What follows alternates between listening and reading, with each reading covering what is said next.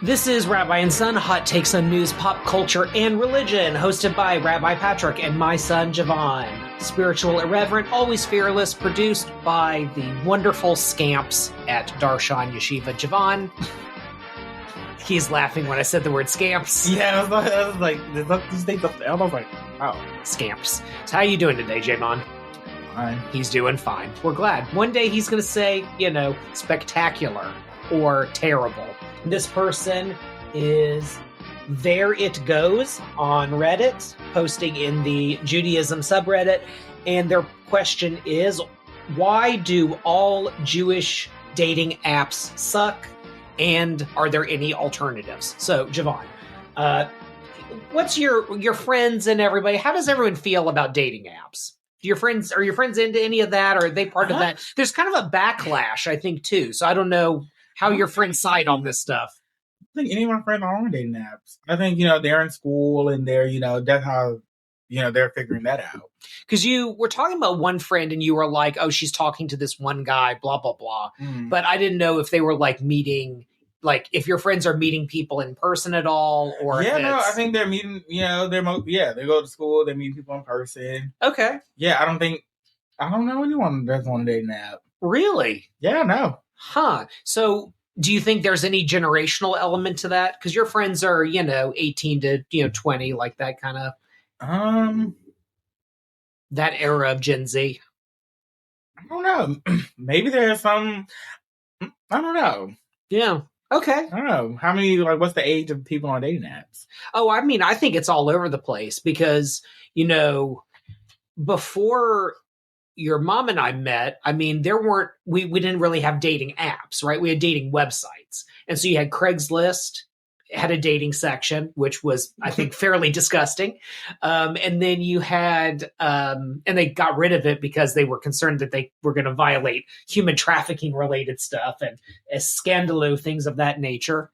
And then you had, let's see, what websites did you have? So you had like OkCupid. Mm. I think different groups had different dating. Like there was, LGBT and whatever. Oh my God, I remember farmersonly.com. Farmersonly.com. That's right. I can read a little jingle.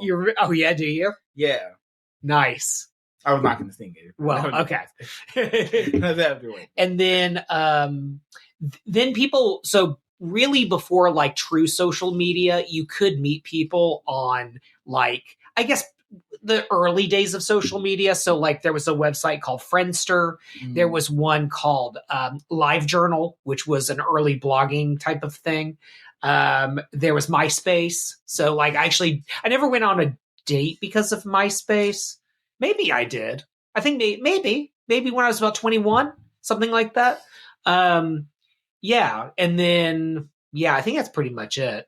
I think that's as much as I know about online dating stuff. But we didn't really have apps and stuff like that because that wasn't on phones yet. But there was a Jewish dating website, very famous, called JDate. And it was the first actual Jewish dating site that I remember existing. Mm. And, this was long before, we got together. So I was a younger man and I went on there and I actually saw people I knew.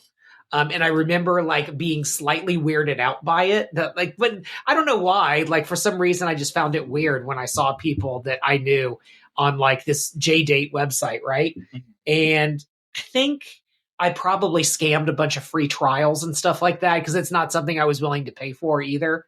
And I remember talking to someone who's actually a friend. And I remember messaging her and being like, hey, I'm not hitting you up. I'm mostly just I think you're too cool for this. Why are you on this thing? And she's like, you're Mr. Punk guy. What are you doing on JDate? And I remember talking to a few women and it's just this kind of sucks. This is boring. And they're all I was young and tattooed and in a band and kind of not serious about life or anything. And they're marriage, looking for marriage material, looking for, some nice Jewish orthodontist that, they could, not some guy who lives in his buddy's house, for pennies.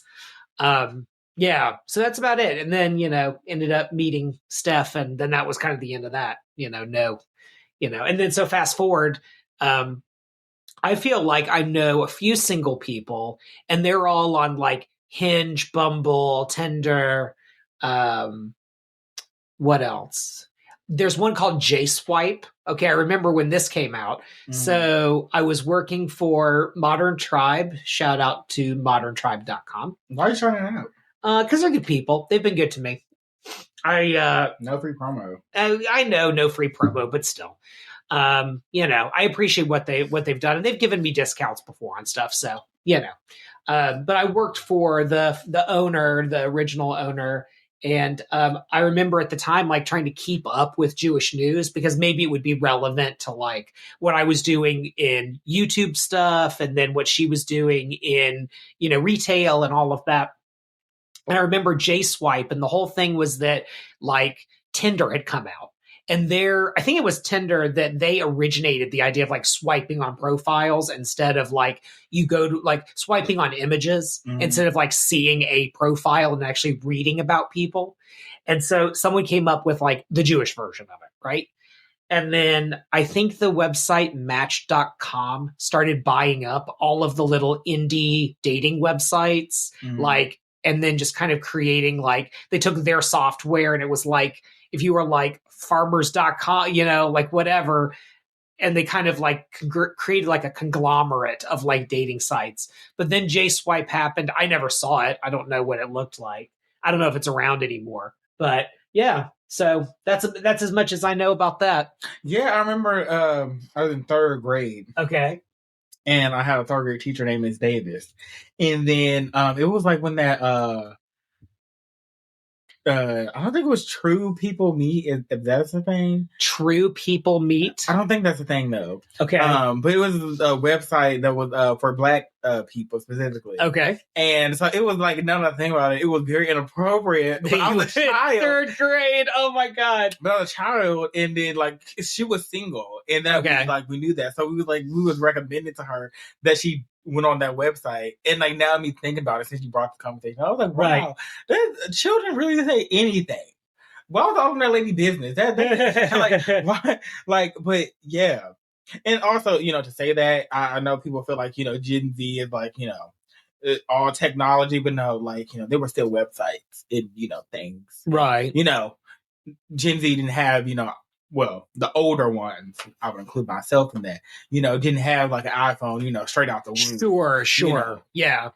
It's funny. I remember reading an article years ago about a rabbinical student who he was putting together Shabbat dinners, and he wanted to he was gay, and he very specifically wanted to create like community for Jewish gay men. And so he was going on Grindr and inviting like Jewish guys to like go to dinner, like go to these Shabbat dinners. I'm like, well, that's one way of doing it. But okay, so I decided to look this up. So J-Date is still a thing. J-Swipe, which was the one I talked about earlier, still a thing. Now there's something called Tribe, which their whole claim is that like the other two apps are buggy. And like they're like, well, I don't know if they're buggy or not, but they're older. So maybe the user interface is older. Then there's something called Ringle. I've never heard of that. Jewish matchmaking. Okay, let's talk about that for a minute. So, great website, great TV show, Jewish Matchmaker. Big fan of that show. I will confess something. A lot of these like Jewish pop cultural TV shows that come out where it's like, oh my God, Rabbi, have you seen I don't watch them. I don't watch them because it reminds me too much of work. Like I got that going every day, right? Like there's like certain shows I've seen clips from, or like I've seen a few episodes. Jewish Matchmaker is the exception though. That was the one where I was like totally into it. Indian Matchmaker as well is fantastic. But one of the women from the TV show Jewish Matchmaker, I think her name was Danny. She now like is a matchmaker. Like, she got so popular from being on that show that now she does matchmaking. And I don't know if it's exclusively Jewish matchmaking or if it's matchmaking I think it's matchmaking for everybody. But she lives in, like, I think South Florida, and it's very much that vibe and, you know, hot young people and all that stuff. So good for her. But yeah, there's another one. I don't think that it actually is a Jewish thing, but it could be construed as one. Maybe it is. It's called Coffee Meets Bagel. And a friend of mine who's in her 50s told me about that this. Sounds... I know, right? I need a little bit on the nose. Like, come on. Yeah, but it's called Coffee Meets Bagel. So it's more of a like this idea, I think, of like geared towards like older adults, not like older, not like senior citizens, but just like people that don't want to sit there and just swipe profiles, right? And it's supposed to be more like, you know, you're just like meeting someone and you're going to go like have a coffee, like whatever, a little bit more grown, basically. Yeah. And then, oh my God, there's one called Jews, JEWZZ. That can't be good. I've never heard of that before. Ringle. It's another Jewish dating thing. I've never heard of that. Israel dating. I mean, yeah, sure. Like that's an entire country. Like, you know, Raya. Do you know about Raya? Is that the one for celebrities? Yes. Okay. I'm slightly offended that when I Google Jewish dating apps, that Raya is included, because that plays into some stereotypes. I'd just like to say, point of personal privilege.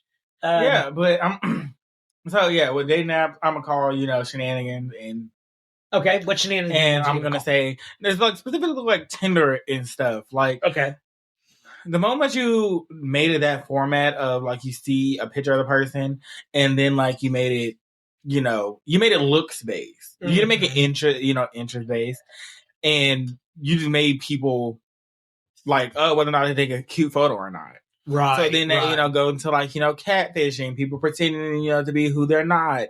And then like making this thing, you know, looks. Yes, people go towards looks, but like if that's the first thing, like you are going off of, then like how many relationships are you going to be in that are going to be happy? Right. So you're in there based on looks. Right. You can look, you can look, you know, 10 out of 10, you know, 10 out of 10, but then, you know, are your values there? Do y'all like to do the same thing? Right. Like, what's the communication like? Right, exactly. Do y'all want the same future? Exactly. So I think dating apps and, you know, Tinder especially has, you know, made it so that that's what people see and like not give things a chance. Yeah. Because they just want to be shallow. Right. Right.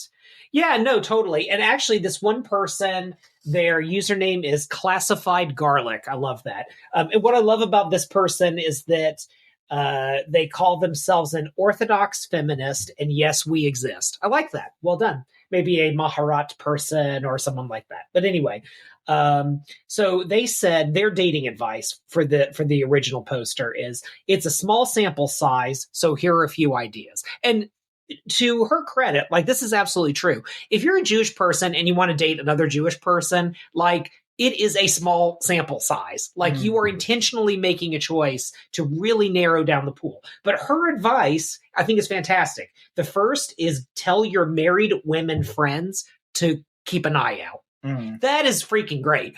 And like, honestly, but no, because like, you know how people be like, oh, I met this Jewish man at work, and I think I would be so like, and just because you're Jewish doesn't mean like you're gonna click and clack. Totally fair, but they're gonna start with their friends, and people meet their partners often through their friends. And if your friends share similar values, and that's where it can be tricky. Like, you don't want Dave from accounting. You want like, oh, this is this girl who, you know, was in my bridal party. She comes from a cool family. But here's what she's into. That's that kind of relationship than like. But I will say that, you know, you can be friends with some people that are not of, you know, great character, but since it's your friend, you overlook these things. That's true. And, that's a fair point. That's a flaw. You know, yeah, that's a flaw in the system. Yeah. Okay. So maybe we go 50-50 on the first one. The second one is get involved in Moishe House or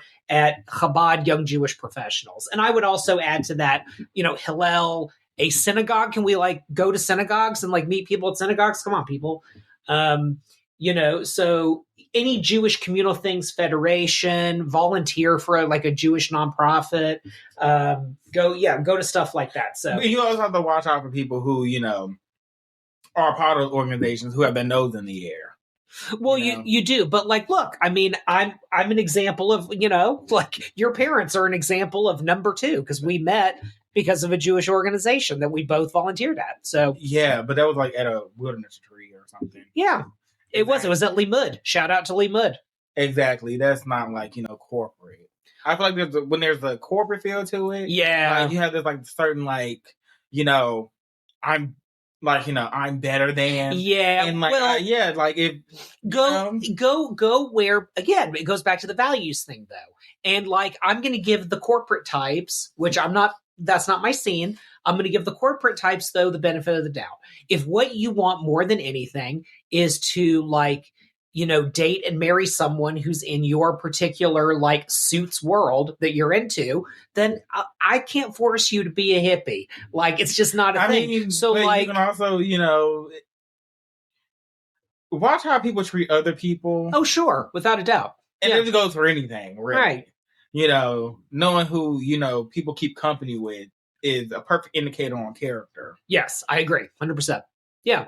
I'm just, I think that in my younger years, I was judgmental of people who did well socioeconomically and had certain careers they were into, because that wasn't reflective of who I was. And I felt like kind of an outcast in the Jewish world that I was becoming part of, because I, was a young, broke punk rocker. I didn't have any money. I wasn't I had an education, but it wasn't a master's degree or a PhD or law or medicine or whatever. So but your day that but in this day, that doesn't matter.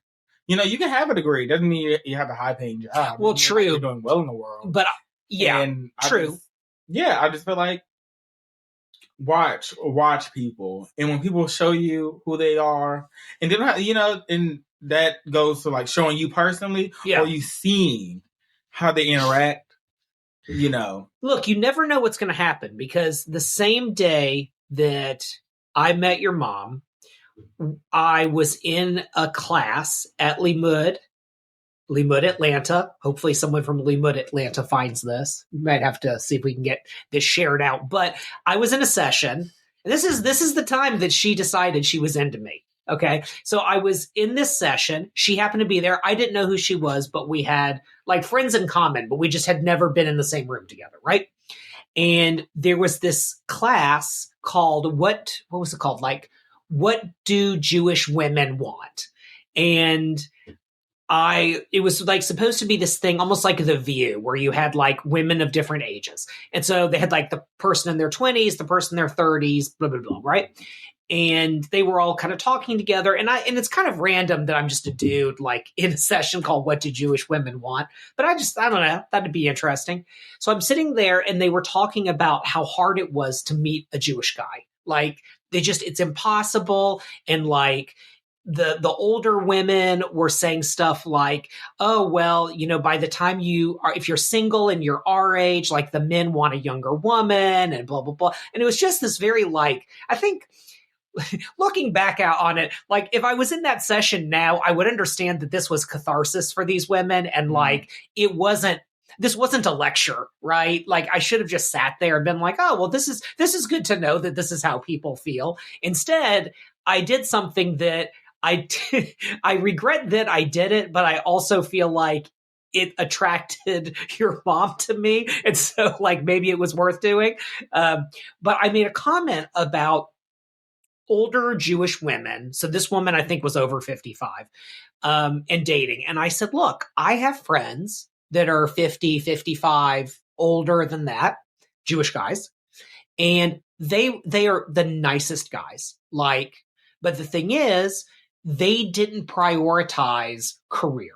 They didn't prioritize, these things. And so they've been single their whole life. They've been doing other stuff. They've cared for, elderly family members. They've, maybe, been running small businesses, and they're okay. Like financially, they're fine, but they're not great, right? Or maybe they've had other hobbies or interests. And I made a point of saying some of them, like Judaism's a big deal to them. So they didn't, get the master's degree or the PhD. They didn't climb the corporate ladder. They didn't invest all their money because they just liked kind of being the guy who goes to synagogue on Saturday morning, and they enjoy the community, and they, care about Israel, and they care about all these other things. And like that social life was meaningful to them, and not all of these material trappings. And I said it in a far less, what's the word I'm looking for? Adult way than how I just said it. And they came at me. Because I just called them a bunch of elitists, right? No, I think you called them bitter. And that's what you did. And it's like, maybe. I mean, when you're talking about like how men will leave you for a younger woman, like that clearly happened to you, and now you're projecting that onto other people. Well, no one used the phrase leaving. That's not what they said. Let's be clear, like that's not what they said. Same difference. Like, they were talking about people who were divorced and, were back on the market, so to speak. So, yeah, clearly we were divorced. No adultery was part of this you're story. You're carrying baggage. Just want to clarify. But you're carrying baggage. You're carrying envy with you. You're carrying, you're damaged goods, trying to tell people how to, woof. Damaged goods, yikes. Yeah, you are. You're over here trying to preach to other people when you haven't, let the dust settle and know how you actually feel, right? And said you're like throwing out these things, right? That, and that's not everybody, right? And clearly, since you brought it up, it was everybody, including since they attacked you rather than wanting to have a adult, mature conversation. Well, to be fair, I didn't want to have an adult, mature conversation because I wasn't adult and mature. Yeah, but still, it's the attacking. When someone goes after you and attacks you, they felt like you made several points that hit them. Yeah. And then they're like, oh, they're being challenged. Oh, you're saying, I'm the one that's, supposed to be controlling this. And I want a certain narrative to be pushed. Exactly. And that wasn't everyone. Right. Well, so the cute story to come out of this is that I won't say names because I don't know if this person would feel comfortable with me talking about it. But there was a woman there who I knew, and I knew her husband a little bit better. And, I made this terrible comment, and I got, kind of thrown down a little bit. And there was, so this woman was probably in her, mid 50s or something like that. And she was sitting next to a woman who was about my age. So someone in her 20s. And the woman in her 20s turned to the older woman and kind of laughed when I said this. And the older woman turned to her and said, you know what, though? This is true for some people because my son, he's, a med student, but he's not into the bling and all of that stuff. He likes to hike, and he's into naturopathic stuff. And he's he's going to med school, Well, right, but he wanted to be he wanted to do integrative medicine, and he's really into supporting healthcare causes and stuff like that. So bleeding hard, what you're saying? Well, yeah, I mean, he was a sweet guy. And he wasn't someone who was becoming a doctor to. Well, no, I'm just saying you think he was. Yeah, I haven't seen this person in, years and years and years. So I don't know. But anyway, but he was a nice guy. His parents were wonderful people. And so she says this to this young woman, and she said, yeah, I'm not, I'm a younger woman. I don't want the stuff that we're kind of talking about, right? About how you doing financially? And but you should want to know how you're doing financially. Okay, but can I finish the freaking story? Because it's a cute story. Anyway, so I made this comment. The woman says this thing about her son. The woman, and then the younger woman says to her, yeah, I get it. I get what this guy is saying about the bling and whatever. And so she said, well, are you single? And she said, yeah. And she said, well, this is crazy, and I'm being a real pushy Jewish mother here, but do you want to know more about my son? And she was like, okay. And they're married. They got married. Yeah. So in Judaism, it says that if you make 3 marriages happen, you get to go to heaven. Well, olam haba, but whatever. So I'm on 1. I know for a fact I've made 1 marriage happen. I mean, by making a stupid, probably sexist comment. So I feel good about that. What? But you made marriages happen. Like, you literally. Well, right, but I mean, like, when you match people up, like officiating wedding is not the same thing. If you like match people up, and I feel like my stupid, immature attitude that helped match them up. Hopefully, they're not divorced or something. That'd be terrible. Yeah, but after all that, but yeah. Anyway. Yeah, I mean, it goes to show. Anyway, so point number 3 that Classified Garlic has to say is set your apps to Jewish. I think this is a really good idea. Jewish dating apps, okay, sure. Just be on apps, but like just set your religion preference and call it a day. Like cast a bigger net. You want to do. Yeah, well, and that's what they're talking about. That's the point, right? That's what you want to do. Yeah, I mean, even if you're on doing dating apps, like you can date someone, you can want to date someone who's Jewish, but like, doesn't like do like all the, because this is a religion that is very involved. Yes, it's very involved. And like, some people don't want to be very involved. They want to be involved enough. I was having a conversation with my hairstylist about this today, actually. Yeah. I think she's coming to something, by the way. But anyway, yeah. But obviously it matters enough to this person to like, to want a Jewish dating app. Probably makes more sense to just have dating apps and then set your preferences accordingly.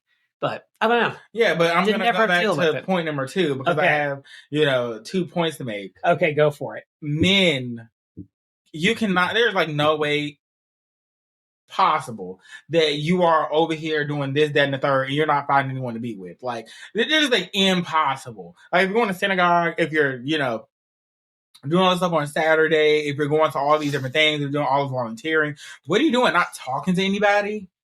Like, what happened to meet cutes? Like, doing like, wait, what? Meet cutes. What's like, meet cutes? Like, you just meet someone cutely. Like you meet someone cute. Oh, yeah, like you're just like in the library, and then like, they're like, oh, you're reading that book, and then like, starts a conversation, sparks a relationship, et cetera, et cetera. Yeah, I don't know. I think part of it too, like, men need to take accountability, and like, older women need to not, tell younger women, lay all their baggage and like, they're divorced. That would be true of anybody. Yeah, gender aside. Yeah. Yeah. Like, go talk to your other divorcees, get, wine or scotch or whiskey, cry it out, and then like, get yourself better before you try to get other people advice. Yeah, we're also assuming, by the way, that this person's problem is that they can't that the problem is the Jewish dating apps. We don't know what they're doing on the Jewish dating apps. If you're like a weirdo, or you're someone who like gives off creepy vibe, or whatever, or you just can't talk over apps. Like, you can't talk over apps, or like maybe what you want's unreasonable, right? Maybe it is a 6'5" blue eyes trust fund type, or like man in finance type situation. Yeah. Thank you to our sponsors at Darshan Yeshiva for making this content possible.